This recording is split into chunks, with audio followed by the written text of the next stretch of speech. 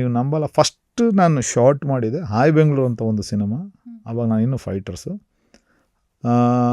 3rd ಫ್ಲೋರಿಂದ only ಒಂದೇ ಒಂದು something ಇಷ್ಟೇ ಹೈಟ್, ಟಿ ವಿ ಬಾಕ್ಸ್ ಇಷ್ಟು ಹೈಟ್ ಬರುತ್ತೆ, ಒಂದು ಟಿ ವಿ ಬಾಕ್ಸ್ ಬರುತ್ತೆ, ಅಂದರೆ ಟಿ ವಿ ಪ್ಯಾಕ್ ಮಾಡ್ತಾರಲ್ಲ ಬಾಕ್ಸ್, ಕಟನ್ ಬಾಕ್ಸ್, ಆ ಥರದ ಬಾಕ್ಸ್ಗಳು.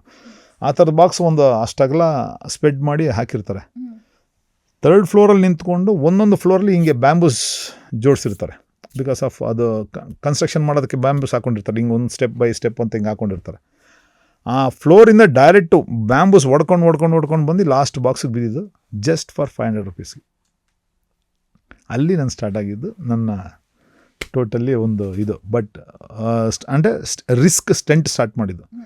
ಬಟ್ ನನ್ನ ಸಿನಿಮಾ ಇಂಡಸ್ಟ್ರಿಗೆ ಫಸ್ಟು ಕ್ಯಾಮ್ರಾ ಫೇಸ್ ಮಾಡಿದ್ದು ಅಂಬರೀಷ್ ಅಣ್ಣ ಅವರು ಮತ್ತು ಸುದೀಪ್ ಅವರಿದ್ದಂಥ ಬ್ರಹ್ಮ ಅಂತ ಒಂದು ಸಿನಿಮಾ.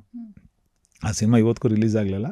ಆ ಸಿನಿಮಾ ಮುಖಾಂತರ ನನ್ನ ಮೊದಲನೇ ಹೆಜ್ಜೆ ಮಹಾಲಕ್ಷ್ಮಿ ಲೇಔಟಲ್ಲಿ ಶೂಟಿಂಗ್ ನಡೆದಿದ್ದು. ಅಲ್ಲೊಂದು ಓಲ್ಡ್ ಬಂಗ್ಲೋ ಒಂದಿತ್ತು, ಅದರೊಳಗಡೆ ಶೂಟಿಂಗ್ ನಡೆದಿದ್ದು. ಅಲ್ಲಿಂದ ನಾನು ಎಂಟ್ರಿ ಆಗಿದ್ದು.